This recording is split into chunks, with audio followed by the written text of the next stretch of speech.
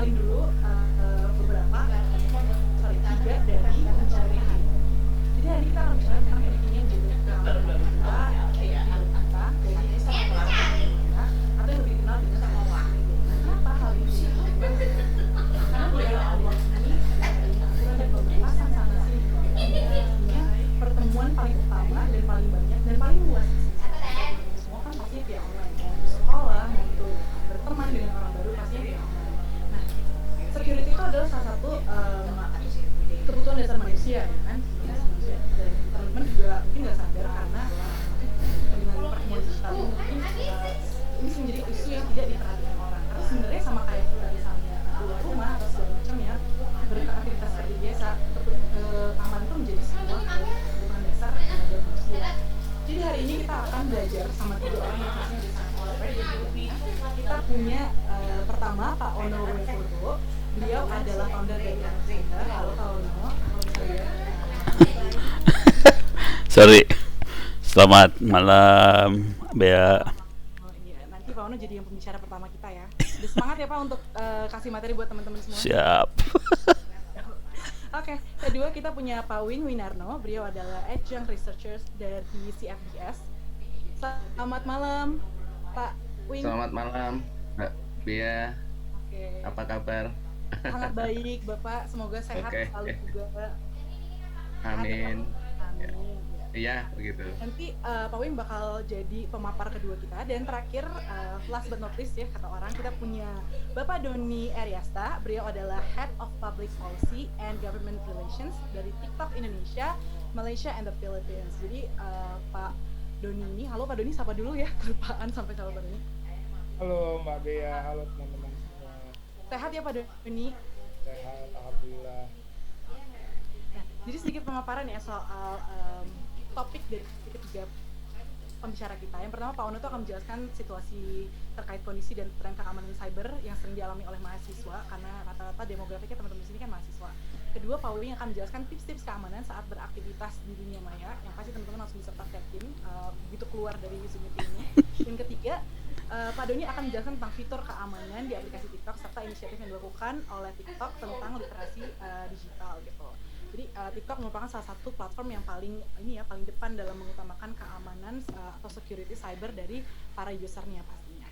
Nah, langsung aja kalau gitu kita punya pembicara pertama kita yaitu Pak Ono. Pak Ono ready ya untuk kasih materi? Siap. Langsung Lagi aja. senyum-senyum baca chatting, seru banget kayaknya ya. Banyak yang salam. Saya bilang Pak Ono, fans Pak Ono hadir katanya gitu Pak. Ono lapor ada namanya. Pak Ono kayaknya paling banyak menggait hati mahasiswa nih. Kalau gitu Iya. langsung aja ya. Kaum pria tapi jangan khawatir. Menggait Apa, Pak? menggait hati kaum pria. Oh. Pria dan wanita dong Pak, harus ya. Karena kan ini semuanya 50-50 kayaknya, cewek dan cowok hari ini. Oke, kalau gitu biasanya kan the stage is yours, tapi sekarang nggak ada. Jadi langsung spotlight is yours Pak untuk nyampein materi pertama kita. Silakan Pak Ono. Oke, terima kasih Mbak Bea, terima kasih, selamat malam, terima kasih TikTok, Pak Wing juga dari CFDS. Ini silakan di capture screen, mudah-mudahan bisa bermanfaat nantinya, terutama yang LMS Ono Center itu Anda bisa belajar free sih. Terima kasih buat TikTok yang sudah mensponsori sih sebenarnya kegiatan ini, juga TikTok, nggak tahu nih teman-teman tahu nggak ya, kalau TikTok itu bikin ini loh, white paper tentang pentingnya kemitraan untuk memperkuat keamanan cyber. Jadi Anda bisa lihat di sini sih. Ini Ono nggak tahu boleh nggak ngumumin ini? Boleh kayaknya ya. Anggap aja boleh. Jadi Anda bisa masuk ke Ono Center RID di bagian publikasi. Di sini ada white papernya TikTok yang kami buat bersama sih. Tapi TikTok berkontribusi untuk ini semua, dan TikTok menyarankan pentingnya kemitraan untuk memperkuat keamanan cyber. Oke, saya baca sepintas saja di sini ya biar cepat aja. Inti yang mengerikan gini kira-kira lah. Saya gedein, mudah-mudahan kebaca. Jadi selama Januari sampai April 2020 di Indonesia ada 88,4 juta serangan cyber. Parah banget sih sebenarnya. Dan ini datanya BSSN. Dan 83% dari perusahaan, terutama UMKM di tanah air, diretas. Ngeri ya. Oke, jadi makanya kita perlu banget memperkuat ketahanan kita, ilmu bela diri kita untuk menghadapi itu semua. Oke, kira-kira itu statistik-statistik lainnya bisa dibaca di sini. Eh, ini lebih ke arah internetnya ya, tapi saya nggak akan terlalu banyak baca di urusan internetnya. Saya kasih lihat statistik yang lain deh. Oke, data yang ngeri juga adalah hari ini tulisan saya sih. Hari ini yang ngeri adalah serangan hacker terjadi tiap 39 detik.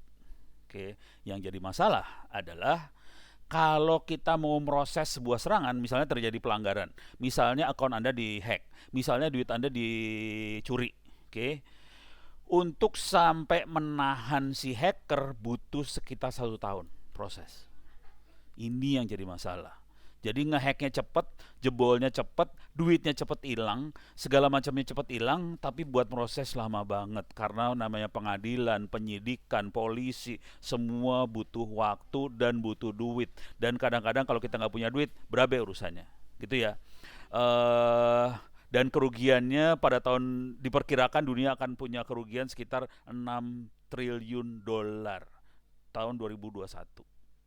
Jadi ngeri banget sih sebenarnya, kondisinya udah ngeri banget. Oke, sekarang saya akan kasih lihat sedikit teknik-teknik serangan yang dipakai. Oke, serangan yang paling parah ini sih sebenarnya penipuan. Dalam bahasa hackingnya phishing, kadang-kadang bahasa hackingnya namanya social engineering. Tapi ini adalah hampir 80% serangan di dunia maya. Jadi kebanyakan serangan adalah kita ditipu sih sebenarnya. Dan nanti saya kasih lihat contoh realnya ya. Contoh realnya yang pada ketipu. Oke. Yang serangan yang kedua yang bikin banyak orang nyesek adalah ransomware. Ini terutama teman-teman yang pakai Windows banyak sekali komplain, Pak, ini komputer saya tiba-tiba semuanya nggak ada yang bisa dipakai nih filenya. Tahu-tahu semua di encrypt. Mateng dah lu. Oke. Yang lebih parah lagi, mereka akan melakukan double extortion, pemerasan ganda. Jadi gini, si ransomware akan masuk ke komputer kita, dia akan mengambil data-datanya kita. Kalau ada data-data yang sensitif, ada foto-foto yang sensitif segala macam, akan diambil. Nah, pemerasan pertama kali kira-kira gini teknik merasnya. Oke, kalau mau bisa dibuka itu file, kasih duit. Kalau nggak dikasih duit, ini foto segala macam yang ada akan dilepasin. Jadi itu ada 2 kali. Ini mulai akan terjadi nih yang kayak gini. Yang lain juga adalah cloud jacking. Ini tahun 2020 ke depan kemungkinan akan banyak terjadi karena banyak orang mulai pakai cloud. Contoh paling sederhana, banyak dari Anda mungkin pakai drive di internet, filenya taruh di internet segala macam, dan itu akan di-hijack. Jadi itu, dan di-hijacknya lewat device yang kita pakai loh, hati-hati aja ya. Banyaknya dalam bentuk virus. Oke, kira-kira itu yang jadi masalah besar terutama di dunia kerja adalah karena selama ini kan kita banyak kerjanya di kantor, dan kemudian dari kantor pindah nih ke rumah. Ini kacau banget nih sekarang. Jadi saya banyak diundang sama beberapa bank sampean untuk ngasih tahu ke orang-orang bank ini bagaimana melindungi semua peralatannya dia supaya dia bisa kerja di rumah dengan aman. Karena selama ini asumsinya yang ada adalah semua orang kerja di kantor. Padahal sekarang kantornya work from home. Jadi mereka berubah semuanya. Jadi ini perlu banget teknik-teknik proteksi dari serangan-serangan yang work from home ini perlu sekali, terutama kerentanan di masalah Wi-Fi, 5G, 4G itu. Gitu ya, beres ya. Nah, serangan lagi yang lain adalah Internet of Things. Mungkin ini bahasa yang agak terlalu tinggi, tapi kira-kira ginilah. Anda mungkin bayar pakai e-tol.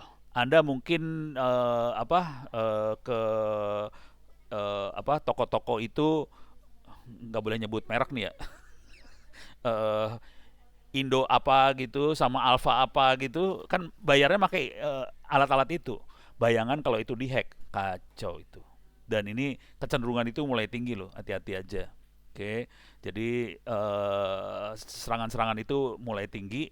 Yang bakal diserang habis-habisan ini salah satunya nih kendaraan sih sebenarnya. Indonesia mungkin belum kerasa ya, karena kendaraan kita kan banyak yang nggak disambungin ke internet. Cuman kalau ini saya buka rahasia dulu dah. Mobil saya dua-duanya di tracking sih sebenarnya masuk ke internet. Kalau itu sampai dihack bubar tuh mobil sebenarnya. Jadi bisa kacau ini ceritanya. Terus yang lagi seru sekarang adalah Internet Medical Things. Kita lagi kondisi pandemi, semua perawatan di rumah sakit segala macam itu semuanya bisa disensor jarak jauh sebagian, dan ini kalau sampai dihack waktu proses komunikasi jarak jauh bisa kacau. Oke, ini kira-kira secara umumnya. Nah sekarang saya kasih lihat yang realnya. Saya gedein. Saya masuk ke channel saya, ini Ono Center, Anda bisa lihat di YouTube. Nah, saya masuk ke bagian tanya jawab. Saya buka ya. Filternya saya filter khusus buat kata-kata penipuan aja. Penipuan. Kalau ada orang nulis penipuan, tolong kasih lihat gitu ya. Nih kita lihat kata-katanya seperti apa. Bang, gimana lacak HP yang ngechat saya dengan penipuan bang? Mohon bang, coba ini 7 jam yang lalu ya. Ada lagi nggak? Bagaimana cara melacak seseorang nomor WA atau FB yang caranya gimana? Soalnya dia tipu. Soalnya ada oknum relawan ambulans melakukan penipuan.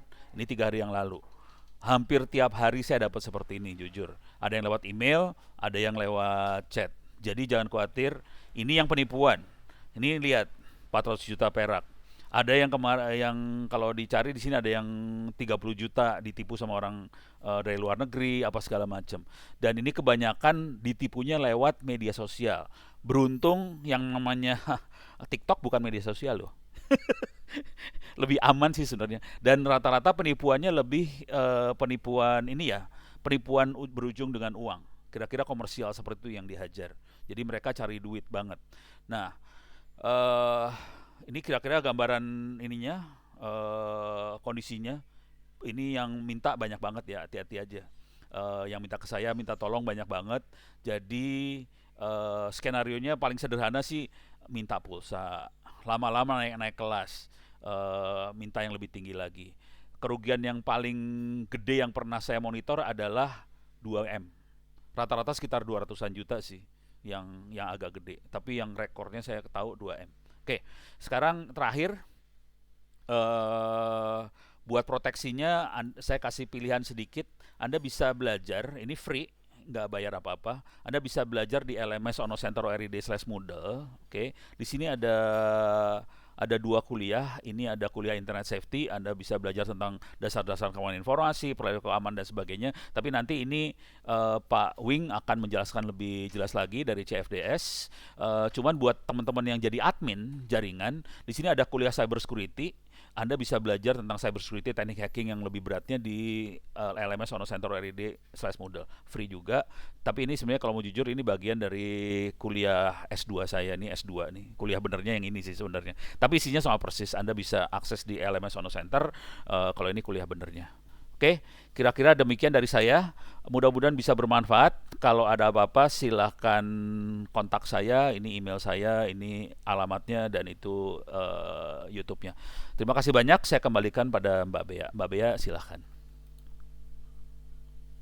Oke, terima kasih banyak Pak Ono untuk pemaparannya. Jadi tadi dari pemaparan Pak Ono kita bisa tahu bahwa bentuk kejahatan cyber itu bermacam-macam gitu ya Pak. Dari sesuatu yang kita mungkin pernah dengar soal hacking di cloud kita, sampai sesuatu yang kayak kita nggak nyangka bisa dikaitkan, misalnya milik pribadi kita bisa dikaitkan dengan internet dan bisa di-hijack oleh orang lain gitu.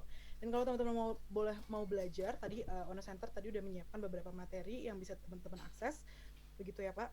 Ya. Supaya lebih aware lagi dan bahkan bisa menyikapi bagaimana kalau misalnya kejahatan cyber itu terjadi ke kita. Terima kasih banyak Pak Ono sekali lagi buat pemaparannya. Selanjutnya kita akan ke pemaparan kedua oleh Pak Wing. Pak Wing ini akan menjelaskan tips-tips keamanan saat beraktivitas di dunia maya. Sebelumnya Pak Wing, aku mau sapa dulu. Apakah udah semangat dan ready untuk Ya, siap. Selalu siap Oke. ya Pak Wing. Dari kemarin tiap briefing Iya. cerah gitu. Tadi kan ada juga yang bilang kayak fans Pak Ono hadir. Nah, Pak Wing juga ada nih demografiknya yang jadi Pak Wing katanya hadir. Yes, ada Pak Wing, ye. Masih sama Pak Wing itu banyak tuh. Iya. Sebelumnya teman-teman sekali lagi kita ingatkan untuk teman-teman yang udah punya pertanyaan misalnya tadi Pak Ono, boleh chat di kolom Zoom kita, kolom chat Zoom kita dengan format nama kalian, strip untuk siapa pertanyaannya, strip questionnya, begitu ya. Begitu dia contoh penamaan untuk pertanyaannya. Oke, kalau gitu langsung aja Pak Wing, the stage is yours gitu Pak. Langsung aja ke materinya. Oke, terima kasih Mbak Bea. Selamat malam semua partisipan acara ini. Terima kasih pada Mas Doni dan kawan-kawan di TikTok dari Kampus Merdeka dan Pak Ono. Malam ini saya akan sedikit menunjukkan bagaimana nanti mahasiswa berperilaku dalam menggunakan gadgetnya ya, terutama yang berkaitan dengan internet begitu. Memang kalau sudah sampai ke sana seperti yang dikatakan Pak Ono tadi, aduh bahayanya luar biasa ya. Dan sebetulnya kalau dari sisi mahasiswa nanti nggak ada bisa diajari, tetapi sayangnya yang diserang juga sekitar mahasiswanya gitu ya, ada orang tuanya, ada adiknya, ada temannya, jadi itu nanti tetap aja kebocoran itu bisa di mana-mana. Tapi kalau kita lihat katakanlah sebagai sekedar pengantar ya, dengan adanya COVID-19 ini memang ada perubahan ya di perilaku mahasiswa yang terpengaruh memang dipengaruhi oleh berbagai pengumuman dari pemerintah, yaitu ada perubahan sekarang masyarakat jadi lebih menjaga kebersihan gitu ya, sedikit-sedikit cuci tangan, tapi ya komplain kok nggak dilanjutkan dengan makan gitu ya. Cuma cuci tangan ya. Kemudian banyak aktivitas yang memang sudah beralih ke daring, dan ini bagi generasi muda saya kira nggak ada masalah ya, kayak Mbak Bea saya kira sudah nggak bisa lepas dari handphone itu setiap saat gitu ya. Kemudian kesehatan juga semakin menjadi perhatian ya. Kalau dulu mungkin makan asal kenyang, sekarang sudah mulai mengatur harus ada vitamin dan segala macam ya. Dan bagusnya adalah banyak yang menemukan hobi baru, pekerjaan baru, keterampilan baru yang dulu nggak pernah jualan sekarang jadi ikut jualan gitu ya. Jadi ini bagus banget. Kemudian dari kita lihat dari risetnya Microsoft ya, ini ternyata memang ada kalau boleh dibahas dari 3 level gitu ya, masih banyak yang berada di level basic ya, sekitar 73% sendiri, yang nantinya ini memang harus diedukasi. Salah satu kesimpulan kita nanti adalah masyarakat memang harus banyak diedukasi. Saya kira Pak Ono sudah melakukan itu, tetapi memang perlu lebih banyak lagi kalangan yang juga melakukan edukasi. Sayangnya dari sisi perguruan tinggi sendiri, dari pengamatan saya masih banyak yang buta soal ini ya Pak Ono ya. Jadi dari perguruan tinggi sendiri masih banyak yang belum aware terhadap ini. Jadi mereka masih mempersilahkan kepada mahasiswanya untuk mempelajari sendiri gitu ya. Nah ini juga dari kami sendiri di CFDS hampir sama melakukan penelitian seperti itu, dan hasilnya memang yang di tingkat dasar tadi sekitar 70% lebih ya belum mengerti resiko keamanan itu bagaimana gitu ya. Jadi keamanan digital itu bagaimana. Hampir sedikit sekali yang melakukan backup data misalnya gitu ya. Sehingga ketika terjadi masalah ya sudah mending install ulang sistemnya atau ganti handphone kalau perlu gitu ya. Jadi tidak bisa menggunakan kemampuan untuk mempertahankan diri. Nah ini memang cukup memprihatinkan ya. Lalu kami juga sudah coba melakukan penelitian di sekitar 260-an mahasiswa gitu ya. Pertemuannya memang agak mengerikan ya. Ini misalnya mahasiswa melakukan registrasi berbagai akun daring menggunakan satu email dengan password yang sama.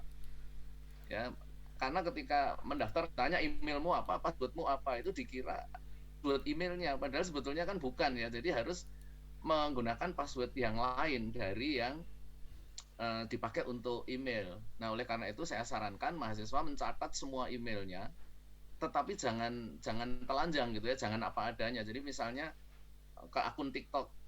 nanti passwordnya misalnya nama-nama bunga, ya sudah bintang gitu ya, artinya melati itu. Kalau nanti ke akun yang lain mungkin passwordnya disimpan di kontak itu pakai ma gitu ya. Nah itu maksudnya bunga mawar misalnya begitu. Nah ini salah satu kunci bahwa password itu sekarang harus dicatat. Padahal dari berbagai pelajaran yang kita terima password itu jangan dicatat. Kalau sekarang saya password jangan diingat-ingat ya. Bahkan untuk rekening bank saya menggunakan nama ibu kandung yang berbeda-beda untuk tiap rekening dan harus saya catat. Kenapa?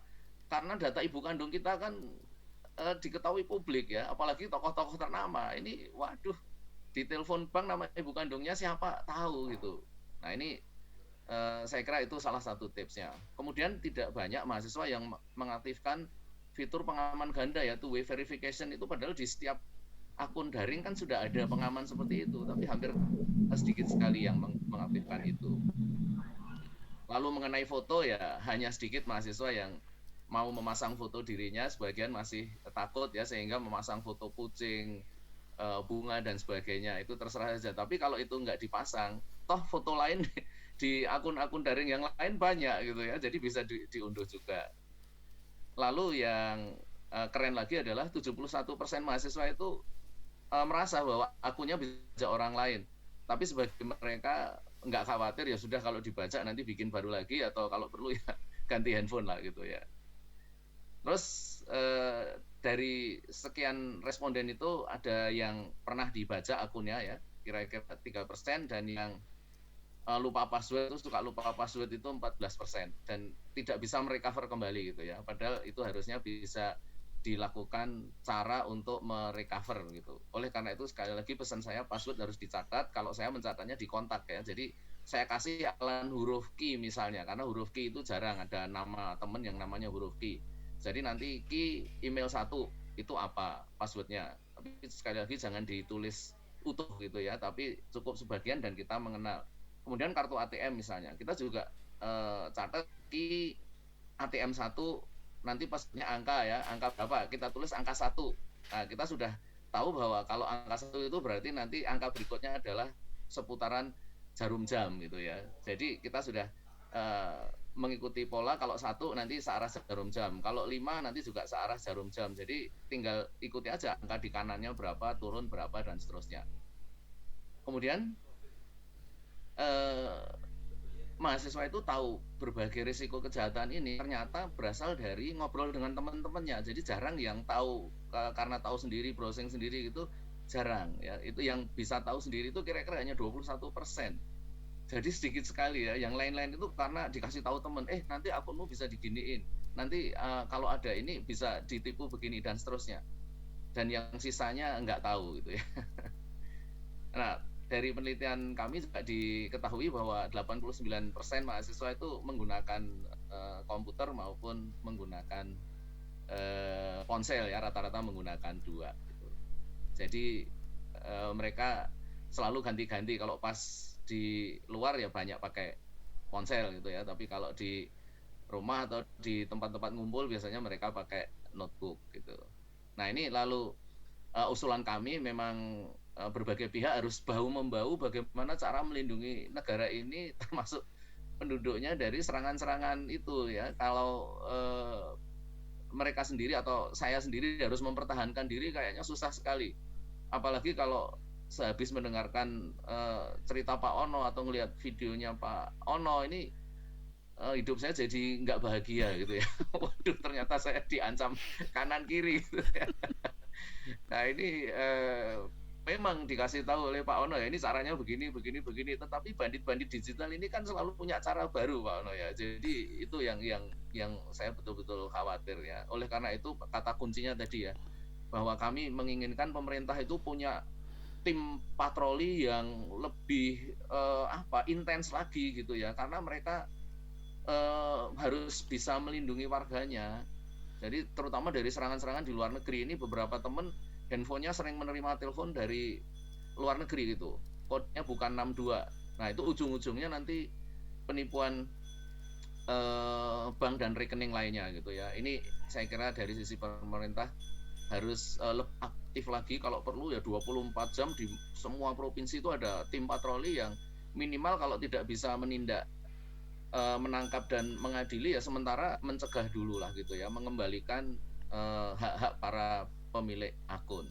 Nah, dari sisi kami ada kesimpulan ya, nomor satu memang edukasi ini perlu ditingkatkan lagi, kampus-kampus, kemudian kantor-kantor pemerintah. Nah ini seringkali kantor-kantor pemerintah itu juga kurang aware juga gitu dengan keamanannya. Nah oleh karena itu ini menjadi gerakan bersama bahwa keamanan di dunia maya itu sesuatu yang sangat serius, tetapi sebetulnya untuk pencegahan bisa dilakukan sendiri dengan misalnya melakukan backup, mengelola password dengan baik, dan menyadari bahwa tipuan-tipuan itu tidak harus segera dijawab saat itu juga gitu ya. Memang penipu tadi sudah dicontohkan oleh Pak Ono bisa menipu suara gitu ya. Terus penegakan hukum harus lebih dikuatkan lagi. Entah bagaimana caranya lah itu ya. Nah, itu kira-kira dari saya Mbak Bea, nanti dilanjut dengan tanya jawab. Terima kasih. Oke, terima kasih sekali lagi Pak Wing untuk materinya. Kalau boleh disimpulkan tadi ya pemaparan dari Pak Wing, sebenarnya banyak cara untuk kita bisa mencegah gitu ya kejahatan cyber terhadap diri kita pribadi. Cara paling simpelnya adalah untuk selalu nge-backup data kita dan juga lebih mindful gitu tentang password kita. Jangan, sebenarnya Pak saya merasa tertampar sedikit sih tadi yang bilang passwordnya sama di semua, itu jujur saya lakukan gitu, bahkan ternyata saya juga masih rendah gitu kesadaran cyber security-nya. Jadi sangat bersyukur bisa ikut sesi hari ini. Makasih Pak Wing sekali lagi untuk pemaparan materinya. Terakhir kita punya pemaparan materi dari Pak Doni Eriasta. Beliau adalah Head of Public Policy and Government Relations dari TikTok Indonesia, Malaysia, and the Philippines. Pak Doni, apakah sudah siap untuk memberikan materi untuk teman-teman semua hari ini? Siap. Siap ya Pak. Oke, kalau gitu langsung aja Pak Doni akan bicarakan tentang fitur keamanan di aplikasi TikTok serta inisiatif yang dilakukan oleh TikTok terkait literasi digital untuk pengguna-penggunanya. Langsung aja kalau gitu Pak Doni, stage is yours. Oke, selamat malam teman-teman. Selamat malam juga Pak Ono dan Pak Wing. Senang sekali bisa hadir di sini.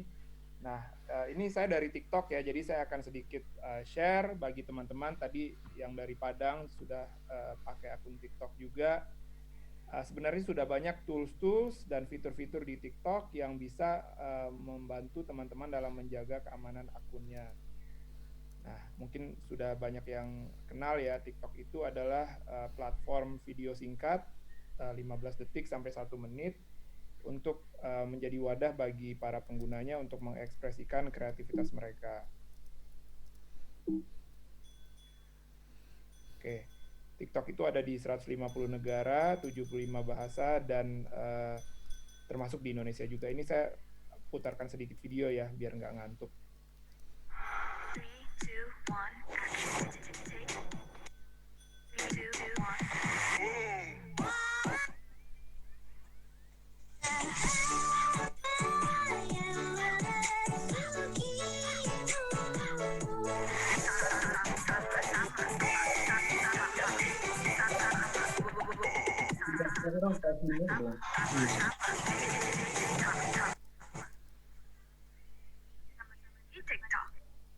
Oke, jadi intinya tadi konten di TikTok itu macam-macam sekali, dari yang sifatnya fun, edukasi, ada tentang beauty juga, dan lain-lain.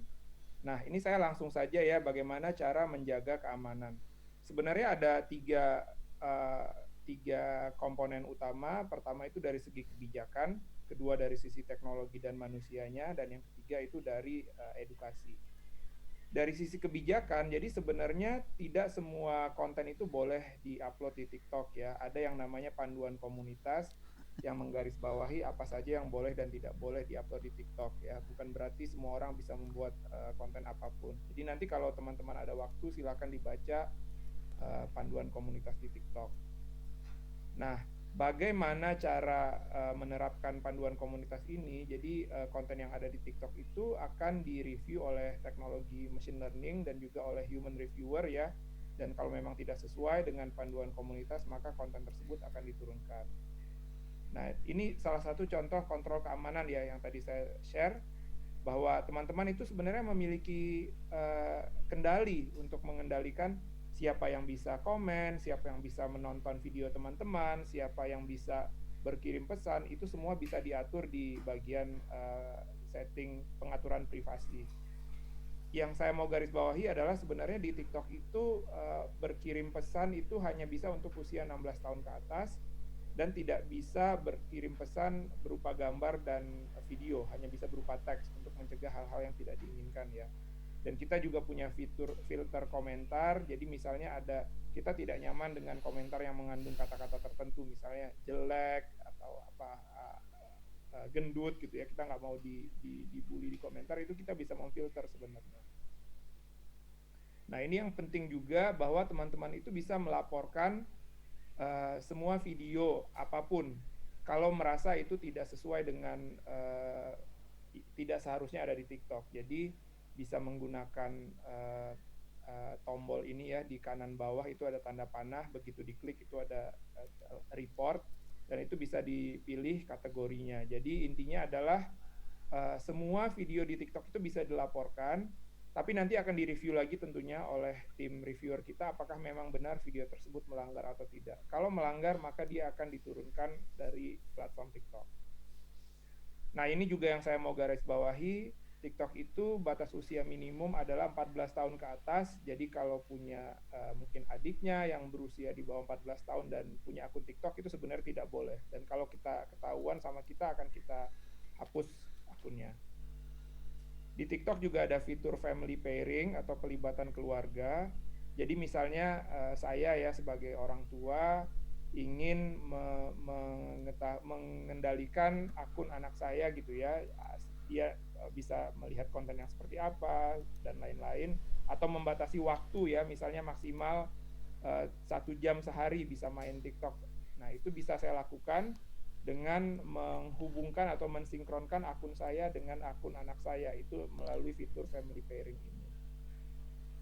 Nah yang terakhir, pilar yang terakhir tadi kan saya sampaikan adalah edukasi. Jadi di TikTok itu kita bisa berbagi pesan yang positif sebenarnya melalui membuat video, dengan cara membuat video menggunakan hashtag tertentu. Kalau kita menyebutnya itu kampanye ya, tapi bukan kampanye politik. Sebagai contoh, kita pernah ada kampanye namanya Sama-sama Nyaman, di mana kita mengajak pengguna kita untuk berbagi tips bagaimana agar mereka bisa aman, sama-sama aman dan nyaman di internet. Kita juga bekerja sama dengan berbagai pihak ya, dari Kominfo pernah, dengan Siberkreasi dan lain-lain, dan komunitas Sudah Dong. Intinya untuk bersama-sama mengajak dan mengedukasi teman-teman semua agar aman di internet. Nah, jadi sebagai kesimpulan ya, menjaga keamanan di internet itu adalah tanggung jawab kita semua. Jadi dari platform kami menyediakan fitur dan tools tadi ya, alat-alat. Kami juga mengajak para pengguna kami, teman-teman yang menggunakan TikTok, mari dipelajari fitur-fiturnya, mari dipelajari aturannya agar kita bisa melindungi diri kita sendiri dan orang-orang lain yang ada di internet. Memang perlu peran aktif dari kita semua. Mungkin saya sampai di sini dulu saja, nanti kita bisa berdiskusi lebih lanjut di sesi tanya jawab. Terima kasih. Oke, terima kasih banyak Pak Doni atas pemaparannya, walaupun singkat, tapi tadi cukup padat gitu ya informasinya, bahwa TikTok adalah salah satu platform yang paling mengutamakan keamanan atau security cyber dalam berinteraksi di dunia digital melalui fitur-fitur yang sudah tadi dia sebut gitu ya, sudah tadi Pak Doni sebut. Nah, buat teman-teman yang nggak tahu, mungkin ada beberapa teman-teman di sini yang nggak tahu kalau TikTok itu sebenarnya adalah disebutnya platform distribusi video gitu ya Pak, platform distribusi video. Jadi berbeda dengan platform-platform lain yang biasanya kita gunakan. Makanya itu TikTok sendiri punya fitur-fitur tersendiri yang paling depan gitu, yang sangat mengedepankan cyber security dalam berinteraksi pastinya. Sekarang kita akan langsung aja ke sesi pertanyaan. Kita punya sekitar 20 menit untuk sesi pertanyaan. Sekali lagi diingatkan buat teman-teman yang mau nanya, silakan tulis pertanyaannya di kolom chat dengan format nama kalian, pertanyaannya untuk siapa, lalu pertanyaan itu sendiri. Nama kalian, strip pertanyaannya untuk siapa, kemudian pertanyaan itu sendiri.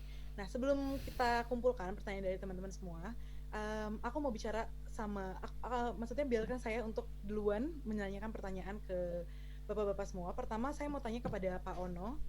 Nih dari tadi udah sangat giat menjawab pertanyaan teman-teman di kolom chat. Stres. Gak sabar Pak Ono untuk jawab pertanyaannya. Nah, pertama tuh Pak, kenapa sih kesadaran terhadap keamanan privacy itu penting untuk dipahami dan dipelajari oleh semua pengguna internet, terlepas dari dia mahasiswa atau bukan? Kenapa itu penting gitu? Kita pasti nggak akan mau hal-hal yang sifatnya pribadi sampai lepas keluar. Intinya sesederhana itu sih. Karena seringkali yang pribadi itu menjadi kunci orang buat masuk ke informasi yang lebih dalam dari kita. Intinya sesederhana itu. Jadi orang bisa nyuri duit apa segala macam dari informasi pribadi tadi sih sebenarnya. Oke Pak. Berarti semua orang mau terlepas itu latar belakangnya seperti apa, itu sangat penting untuk mengetahui keamanan cyber gitu, untuk aware dan tahu cara-cara untuk mencegahnya begitu ya Pak. Nih saya kasih contoh real ya. Contoh real aja ya. Ini kejadian ke mahasiswi BINUS. Jadi dia nge-add teman-temannya dia sebanyak mungkin yang tidak dia kenal. Kemudian dia posting foto dia waktu jalan-jalan ke Bali, ke pantai Bali. Difotolah dia di pantai Bali, diambil tuh fotonya dia sama yang nyerang, diupload ke ke blog lain. Jadi fotonya dia, namanya bener, tanggal lahir dia jelas, nomor teleponnya dia, fotonya dia ada semua, ditambahin satu kalimat aja, tarif, nangis langsung. Langsung malam itu langsung telepon, Mbak malam ini bisa nggak? Kan nangis loh urusannya. Benar-benar. Betul Pak. Memang bahaya sekali bahkan. Ini yang denger jangan contoh ya. Ya, jangan contoh pastinya, dan harusnya itu jadi motivasi buat teman-teman makin aware lagi soal keamanan kita dalam berinteraksi di dunia maya begitu ya Pak. Ya. Nah, selanjutnya saya punya pertanyaan buat Pak Wing. Tadi kan udah Pak Ono, sekarang ke Pak Wing. Gimana sih Pak sebenarnya tingkat keamanan digital sebagai researcher gitu ya Pak? Bagaimana sebenarnya tingkat keamanan digital Indonesia kalau kita bandingin sama negara-negara lain? Apakah kita termasuk yang baik atau justru agak di bawah performanya? Sebetulnya kalau dibanding negara-negara tetangga kita masih oke lah, ya masih kurang lebih sama. Tapi yang agak terlambat itu regulasi pemerintah. Pemerintah ini sedang menyiapkan rencana undang-undang perlindungan data pribadi. Nah, ini sebetulnya sudah akan dikeluarkan sejak tahun kemarin. Ini berita terakhir kira-kira mau diteken atau disetujui DPR dan pemerintah bulan November ini. Nah, kalau ini berlaku, nanti semua pihak yang mengumpulkan data dari masyarakat harus bertanggung jawab penuh terhadap pengelolaan datanya. Jadi misalnya kampus lah gitu ya. Terus kan minta data nama, alamat, dan segala macam data diri termasuk nama orang tua. Kalau itu sampai bocor, maka kampus akan bisa dituntut oleh si pemilik data. Nah, ini saya nggak tahu kenapa ini diskusinya alot sekali.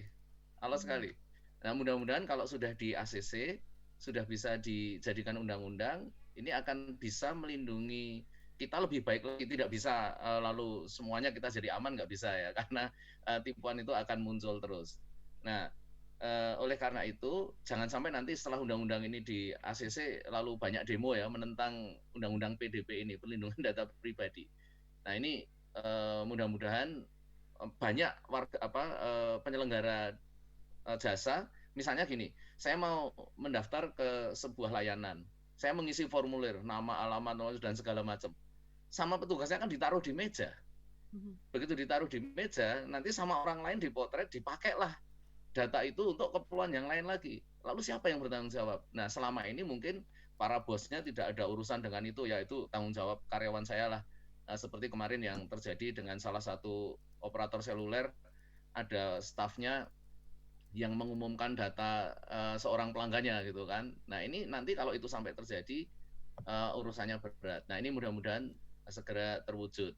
Lalu dari sisi keamanan ya itu tadi, yang memang bisa mengamankan dengan baik rata-rata ya perusahaan-perusahaan yang bergerak di bidang TI, tapi perusahaan-perusahaan yang hanya jualan online, dia nggak ngerti apa-apa, itu ya cenderung jadi korban gitu ya. Dan saya kira di contoh Pak Ono tadi selalu ujungnya ke duit memang penipuannya ya. Jadi saya kira kita harus menjadi awareness kita semua bahwa keamanan itu terancam, tetapi bukan berarti lalu kita nggak usah gitu aja deh gitu ya, karena takut pakai internet ya sudah kita nggak pakai internet. beberapa teman saya yang dosen sampai hari ini nggak mau pakai ATM, nggak mau pakai mobile banking.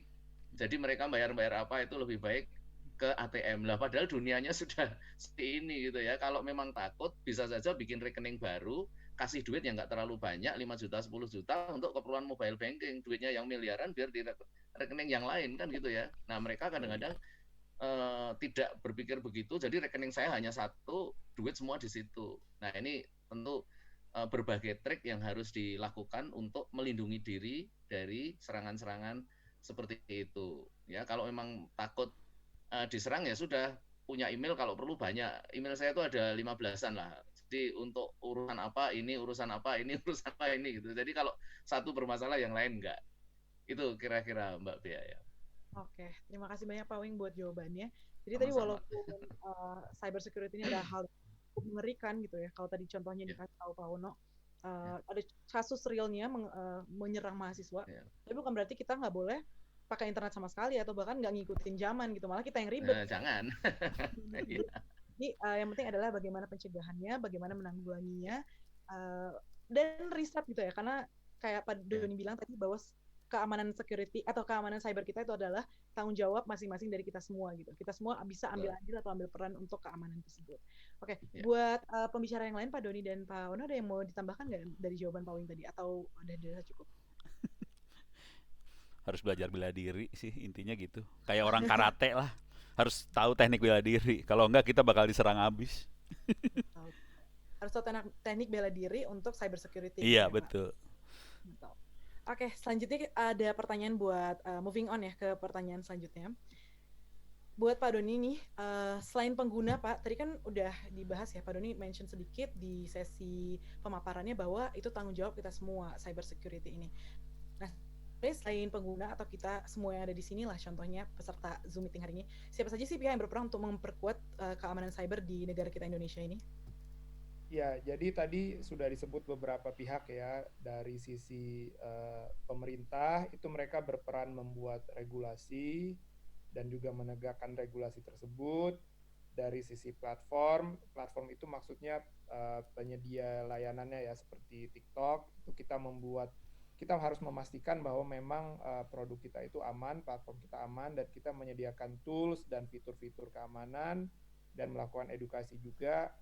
Dari sisi akademisi, dari sisi lembaga swadaya masyarakat seperti ini nih CFDS dan juga Ono Center, kan mereka melakukan riset-riset, melakukan penelitian, menganalisa sebenarnya masalahnya seperti apa, trennya seperti apa, dan memberikan rekomendasi. Dan yang paling penting adalah dari penggunanya yang saya mau garis bawahi, bahwa kita semua memegang kendali untuk menjaga keamanan akun-akun kita. Dan kita bukan hanya pasrah loh sebenarnya, kita bisa menjaga keamanan akun-akun kita dengan memanfaatkan fitur-fitur yang sudah ada dan mengedukasi diri kita dengan itu tadi, dengan tips-tips, dengan fitur-fitur yang ada. Kita harus mengedukasi diri kita dan membuat diri kita familiar ya. Jadi kalau pakai platform itu jangan hanya dipakai sebagai konsumen pasif saja, tapi tolong dipelajari juga fitur-fitur keamanannya seperti apa gitu. Oke, baik. Jadi tadi selain pengguna pastinya sebagai penanggung jawab utama gitu ya Pak, karena kita yang berperilaku, kita yang punya account, kita yang punya berinteraksi di dunia maya. Jadi selain kita sebagai penanggung jawab utama untuk keamanan cyber diri kita sendiri, ada badan-badan tertentu yang bergerak di bidang tersebut kayak tadi dari CFDS dan Ono Center yang membantu kita untuk menjaga keamanan cyber kita. Tapi tetap pastinya yang paling utama bertanggung jawab adalah kita sebagai usernya, begitu ya Pak Doni? Oke. Sekarang kita akan tanyakan beberapa pertanyaan dari teman-teman yang udah submit ke kolom chat Zoom kita. Jadi saya bacakan ya yang pertama. Ini tadi mohon maaf teman-teman, memang banyak yang bertanya, tapi nggak semuanya kita bisa jawab karena keterbatasan waktu kita. Kalau mungkin ada nanti sesi lain bersama 3 dari pembicara kita hari ini, boleh di sesi lain kita lanjutkan. Tapi untuk hari ini akan dipilih beberapa oleh panitia. Yang pertama itu dari Daniel Kristianto. Daniel, ini ditanyakan kepada Pak Ono. Pertanyaannya begini Pak. Selamat malam Pak Ono, saya izin bertanya, jika ada permintaan dari oknum tertentu yang mengaku HRD suatu perusahaan untuk membuatkan suatu akun e-wallet atau fintech tertentu, apa saja yang perlu kita waspadai? Karena setahu saya transfer gaji itu biasanya via bank konvensional, bukan fintech. Terima kasih. Nah, ini cukup relatable sih, Pak. Saya sendiri juga mengalami ini, jadi saya cukup penasaran juga. Gimana Pak Ono, menurut Pak Ono? Ada yang kayak gitu ya. Kalau saya langsung Ada. aja, jangan percaya udah. Jangan pakai e-wallet, udah. Jadi tempat nyimpen duit bukan di wallet, tempat nyimpen duit adalah di bank. Jadi kalau dia minta transaksi lewat e-wallet, mendingan di cancel semuanya. Itu kalau saya sih simple. Tapi saya kaget juga, ada ya kayak gitu ya. Kalau yang saya alami nih Pak, itu sebuah request yang legit, maksudnya beneran dari badan yang memperkerjakan gitu, yang hire saya sebagai employee, tapi dia memang mintanya di e-wallet atau fintech tertentu gitu. Mungkin karena kemudahan atau practicality-nya saya juga nggak gitu paham. Dari Jadi, sisi security ngeri soalnya, oh oke, kenapa itu Pak? Kalau boleh di specify lagi. nggak enak. Oke, oke. Kalau gitu jangan dikasih tahu. Soalnya saya pernah ngelihat dengan mata kepala sendiri e-wallet dijebolin. Jadi gue kagak enak. Secara historis emang banyak kasus-kasus di e-wallet itu lebih rentan gitu ya Pak Iya, dibanding bank konvensional. bank lebih aman sih kalau mau jujur sih, Oke, bank konvensional lebih aman. Oke, gitu. kalau buat Pak Wing dan Pak Doni, apakah ada tanggapan mengenai ini? Ya sama dengan Pak Ono ya. Jadi bilang aja kita masih konvensional dulu karena e-wallet selalu ada batasnya dan untuk urusan-urusan recover itu susah ya. Jadi kalau ada yang mencuri itu lebih susah. Tapi kalau bank kan kalau mereka melihat itu kecerobohan di mereka akan langsung mengganti gitu ya.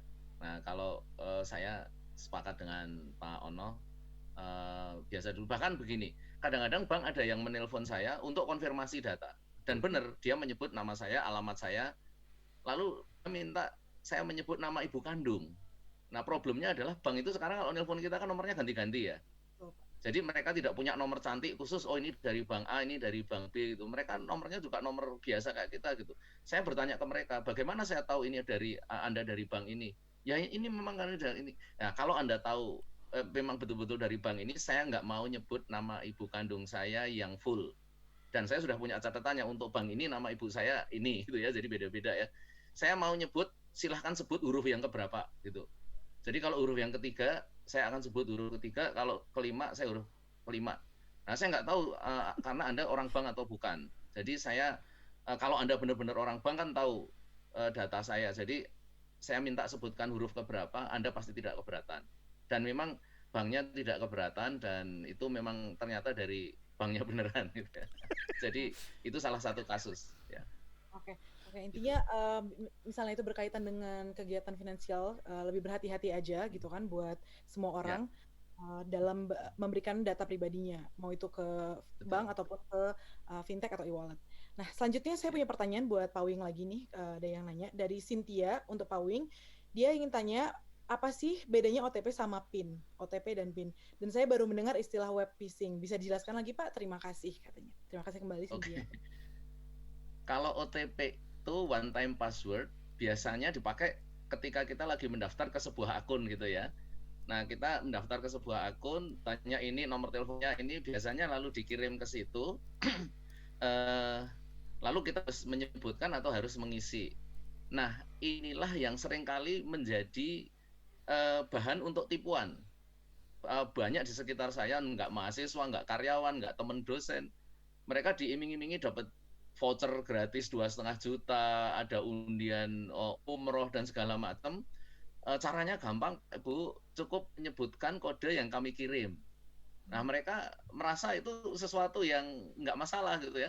Lalu buka handphonenya ada kiriman 6 digit ini, disebut sama dia. Nah, jadi untuk one time password harus kita input sendiri, jangan diberikan kepada siapapun. Kadang-kadang saya juga ditipu begitu, ditanya sama mereka, saya bilang ke mereka, loh ini kan ada pesan nomor ini rahasia. Oh betul Pak, jangan diberitahukan kepada orang lain. Yang boleh tahu hanya kita berdua. Ini kurang ajar ya. Ya sudah saya sebutkan nomor lain gitu ya. Biasanya kalau ada yang menipu begitu saya kerjain. Nah sedangkan PIN itu adalah password untuk masuk setiap kali kita masuk ke akun kita. Jadi kalau OTP kan nggak perlu dicatat karena sekali pakai hangus. Sedangkan PIN ini yang harus hati-hati. Nah itu mengenai phishing tadi sudah disebutkan, yaitu tipuan dari pihak lain yang mengaku mereka adalah pihak yang resmi dari sebuah bank atau dari sebuah institusi. Ini kami dari sini memberi tawaran Anda hadiah ini. Nah, tolong sebutkan rahasianya inti apa nomor verifikasi ya, bukan mereka menyebutnya nomor verifikasi. Nah, itu jangan pernah dikasih ya. Jadi kita sendiri harus paham data kunci apa yang menyebabkan kerugian kepada kita. Nah, itu seringkali yang menyebabkan kita itu dibajak WhatsApp-nya. Dan silakannya lagi, sesudah dibajak, kita nggak tahu bagaimana cara merecover-nya gitu ya. Nah, oleh karena itu banyaklah browsing ke YouTube yang memberi pelajaran-pelajaran seperti itu. Misalnya di Pak Ono, saya kira udah banyak banget, dan di YouTube saya meskipun sederhana juga ada cara untuk melindungi diri dari serangan seperti itu. Begitu Mbak Pia. Oke, makasih banyak Pak Wing buat penjelasannya. Semoga menjawab buat Mbak Cynthia tadi ya yang menanyakan. Buat teman-teman tadi kan kita cuma memfilter beberapa pertanyaan ya di sesi kali ini karena keterbatasan waktu. Nah teman-teman bisa akses kalau mau belajar ya bisa akses ke white paper yang udah disusun oleh TikTok di website CFDS dan juga Ono Center kayak tadi udah disinggung sedikit oleh Pak Ono ya kalau nggak salah di awal udah menyinggung sedikit tentang itu. Jadi boleh belajar dari situ, mana tahu beberapa pertanyaan yang teman-teman tanyakan itu ada jawabannya di white paper tadi. Nah selanjutnya ada pertanyaan terakhir, bukan terakhir sih, mungkin terakhir ya karena waktu kita udah terbatas banget. Untuk Pak Doni ini ada dari beberapa orang, tapi pertanyaannya mirip-mirip lah. Ada dari Daniel, kemudian ada dari Fahrizal dan juga ada dari itu tadi dia dari dua penanya kita. Katanya begini Pak, sebenarnya bagaimana policy TikTok terhadap data user yang tersimpan pada server TikTok, karena TikTok kan salah satu yang usernya paling gede ya di saat sekarang ini, apalagi sejak pandemik banyak banget orang yang saya perhatiin dari teman-teman juga banyak banget yang download TikTok karena konten-kontennya super menarik, semuanya banyak yang edukatif dan wide world gitu kan, worldwide gitu, bisa dari negara lain juga nyampe ke FYP kita gitu. Nah dia pengen tahu seperti itu Pak, bagaimana sebenarnya apa. Dan ini pertanyaan tambahan dari Daniel Kristianto. Saya ingin tahu sebenarnya TikTok itu mengambil data apa saja dari smartphone pengguna ya Pak, demi melindungi privasi pengguna, mengingat banyak yang pakai TikTok sekarang. Sama mirip dengan Farizal tadi. Terima kasih begitu. Gimana Pak Doni? Oke, jadi yang pertama yang mau saya garis bawahi adalah dari TikTok, dari platform, kita berkomitmen untuk menjaga keamanan data pengguna. Jadi kalau misalnya pengguna mulai merasa tidak aman pada saat menggunakan platform kita, itu kan yang rugi juga kita sebenarnya ya. Kita juga tidak mau pengguna itu pindah ke platform lain atau tidak menggunakan platform kita. Jadi komitmen kita tuh sama sebenarnya, tujuan kita sama, yaitu ingin data pengguna kita aman. Nah, tadi ada pertanyaan bagaimana data apa saja yang diambil dan lain-lain. Secara prinsip kita tidak akan mengambil data tanpa persetujuan pengguna, data yang disimpan ya. Jadi kalau teman-teman pada saat pertama membuat akun TikTok itu ada terms of service ya, ada yang disetujui. Di situ sebenarnya digarisbawahi apa-apa saja yang di data yang akan disimpan oleh TikTok. Dan itu kegunaannya adalah untuk agar aplikasi tersebut, platform kita TikTok itu bisa memberikan layanan yang baik. Jadi misalnya agar kita bisa merekomendasikan video yang sesuai dengan minat dari pengguna dan lain-lain seperti itu.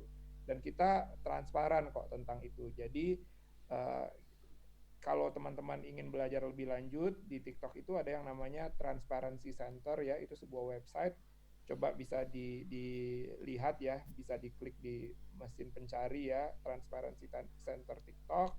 Itu di sana kita menjelaskan semua bagaimana kebijakan kita terkait data apa yang kita simpan dan lain-lain. Jadi intinya kita terbuka, kita tidak menutupi dalam hal itu.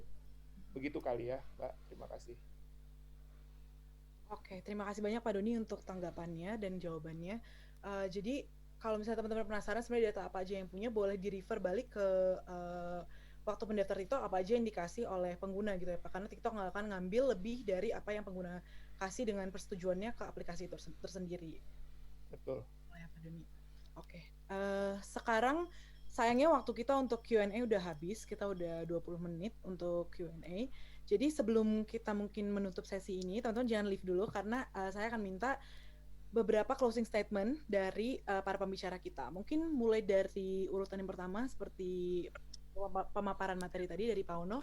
Bagaimana Pak closing statement untuk materi yang disampaikan hari ini? Eh, Jujur saya terkagum-kagum dengan reaksi teman-teman semua. Ini pertanyaannya banyak banget, kayaknya kurang banget waktunya. Dan terlihat antusias sekali, dan saya ngelihat sekali bahwa kayaknya kita perlu bikin apa ya? Sesuatu untuk bisa diselipkan ke kurikulum-kurikulum di kampus, di sekolah segala macam, supaya teman-teman ini bisa siap dan bisa bela diri di internet. Saya rasa itu penting banget. Melihat pertanyaan yang ada ya, saya sampai kaget juga. Oh, separah ini rupanya bangsa kita. Aduh, ngeri banget. Jadi itu aja sih. Mudah-mudahan TikTok dan teman-teman yang lain kita bisa bekerja sama supaya kita bisa memandaikan anak-anak muda Indonesia supaya kuat di internet lah. Jangan sampai ketipu. Saya yakin Pak Wing setuju lah buat kayak gitu-gituan. Pak Wing langsung senyum-senyum. Oke, terima kasih Pak Ono untuk closing statement-nya. Selanjutnya dari Pak Wing, boleh Pak closing statement-nya tentang materi? Ya itu seperti yang disampaikan Pak Ono tadi juga sudah saya sampaikan. Nomor satu, dunia perguruan tinggi saya kira perlu mengenalkan ini ya lebih banyak lagi, karena teman-teman dosen yang mengajar sistem informasi biasanya cuma mengikuti apa yang ada di buku gitu ya. Nah ini perlu diberitahukan kepada mahasiswa, masuk ke kurikulum lah materi ini. Dan yang ini Pak Ono, ini yang ikut kita ini rata-rata kan mahasiswa ya, 99% Iya, saya yakin ini mahasiswa gitu. ngeri. Bagaimana dengan anak-anak SMA, bagaimana dengan orang-orang Aduh, tua parah. mereka? Waduh, sangat empuk banget ini ditipu gitu ya. Nah, karena itu tidak hanya di perguruan tinggi tetapi juga di kampus-kampus, dan juga penyedia layanan ini saya kira juga sangat aktif memberitahu usernya bahwa bagaimana mengamankan diri mereka gitu ya. Jadi saya kira TikTok bisa melopori ini kerjasama dengan Kementerian Pendidikan. Kalau perlu ini mulai dari anak SD ya, karena begini Pak Ono, di Jogja sudah ada lomba bikin video di YouTube untuk anak SD. Saya sendiri juga kaget. Loh kok SD bikin YouTube, ini umurnya sudah berapa anak? Kan minimal harus 13 tahun misalnya. Jadi sorry saya menyebut merek ya. Ini karena saya dimintai tolong oleh orang tuanya bagaimana bikin kayak gitu. Waduh, ini gawat banget ya. Nah, jadi saya kira ini kita harus masih memberitahu masyarakat gitu. Saya kira itu ya. Terima kasih banyak Pak Wing atas pemaparannya tadi di closing statement-nya. Selanjutnya terakhir dari Pak Doni, boleh kasih kita closing statement juga? Iya, saya juga senang sekali nih melihat antusiasme teman-teman ya, yang di malam Kamis ini ada 340 lebih yang ikut webinar untuk belajar ya, sebenarnya belajar menjaga keamanan di dunia maya. Terima kasih sekali atas partisipasinya. Pesan saya mengulang lagi yang tadi sebenarnya cuma satu, mari kita secara aktif ikut menjaga keamanan diri kita sendiri dan orang-orang di sekitar kita pada saat berinternet. Kita harus memfamiliarisasikan diri kita dengan fitur-fitur keamanan yang ada dan berperan aktif melindungi diri kita sendiri. Karena tanpa peran aktif kita tidak mungkin tercipta lingkungan internet yang aman dan nyaman. Jadi memang untuk menciptakan ini harus semuanya berperan aktif agar kita bisa sama-sama aman dan sama-sama nyaman di internet. Terima kasih. Oke, terima kasih banyak Pak Doni sekali lagi untuk closing statement-nya. Jadi kalau boleh saya simpulkan, hari ini kita bersama 3 pembicara kita yang pastinya punya kapasitas luar biasa dan kapasitas jauh lebih daripada kita-kita yang hadir di sini ya untuk ngomongin soal cyber security. Pertama tadi Pak Ono bicarain soal jenis-jenis cyber crime gitu ya, cybercrime apa aja sih yang bisa ada di internet ini, dari hal yang kita udah familiar sampai tadi ada yang kayak komen phishing tuh apa gitu, nah sampai hal-hal yang kita nggak pernah dengar sebelumnya. Jadi dengan begitu banyaknya jenis cybercrime yang berkeliaran di dunia digital saat ini, tadi Pak Wing lanjut dengan memberitahu kita soal langkah-langkah apa sih yang bisa kita ambil dalam mencegah atau bahkan menangani cybercrime yang ada di dunia maya saat ini gitu kan. Mulai dari langkah yang simple, contohnya tadi mengganti password kita dengan teratur gitu ya Pak, dengan teliti gitu, jangan ada yang sama 2 hal sekaligus dan juga membackup data kita. Dari step-step yang simple gitu sampai yang ribet juga ada pastinya Pak. Jadi boleh visit mungkin ke CFDS, website CFDS dan juga Ono Center untuk belajar hal-hal yang lebih ribet. Nah terakhir tadi Pak Doni ceritain ke kita soal gimana TikTok sebagai salah satu platform terbesar di negara kita ini. Dia TikTok tuh punya beberapa fitur yang memang mengedepankan keamanan atau security dalam berdunia atau berinternet cyber, dan juga bagaimana kita sebagai pengguna itu punya tanggung jawab atau andil yang sama besarnya dengan semua pihak manapun. Jadi kita sebagai individu tuh punya peran yang sama besarnya dengan pihak manapun dalam menciptakan ekosistem internet yang aman dan nyaman untuk bertransaksi ataupun berinteraksi. Itu tadi ya Pak, kira-kira kalau boleh di-summarize kata-kata materi dari Bapak-Bapak semua. Tuh, oke, udah ngangguk-ngangguk. Nah, sekarang mau ucapin terima kasih dulu buat teman-teman yang udah hadir di sini. Ada 348 partisipan, luar biasa. Tepuk tangan buat kita semua. Kasih reaction boleh dong teman-teman, kayak kalau gimana sih perasaannya hari ini. Boleh pakai reaction, kan ada kayak clap atau love atau laugh gitu. Nah, nggak ada yang ngasih tapi. Ya udah kalau mau boleh kasih deh reactionnya gimana sih perasaannya hari ini udah dengerin pemaparan materi dari 3 narasumber yang luar biasa. Sebelum kita tinggalkan udah ada. Nah sebelum kita tinggalkan Zoom meeting kita hari ini, kita mau foto bersama dulu nih. Buat tim KU itu udah ada yang ready untuk foto kita. Jadi teman-teman boleh on cam dulu semuanya. Yang tadinya belum on cam, kan beberapa tadi udah on cam. Keren banget, mengikuti aturan luar biasa. Sekarang yang lain yang belum on cam boleh on cam. Aku tunggu bentar ya untuk teman-teman on cam. Makasih juga untuk teman-teman yang udah sangat antusias untuk ngikutin acara kita dari awal sampai akhir. Sejam terakhir kita udah bareng-bareng dengerin pemaparan materi dari Pak Ono, Pak Wing, dan Pak Doni. Bahkan semuanya juga komen-komen, gak cuman pertanyaan tapi menyemangati pembicara-pembicara kita, luar biasa banget. Nah, teman-teman sekarang udah on cam ya kayaknya. Teman-teman udah on cam. Kalau gitu langsung aja aku countdown 3, 2, 1. Nanti tim KU yang bakal foto ya. Senyum semuanya. 3, 2, 1. Oke. Sekali lagi ya teman-teman ya. Kita countdown lagi 3, 2, 1. Get ready semua. 3, 2, 1.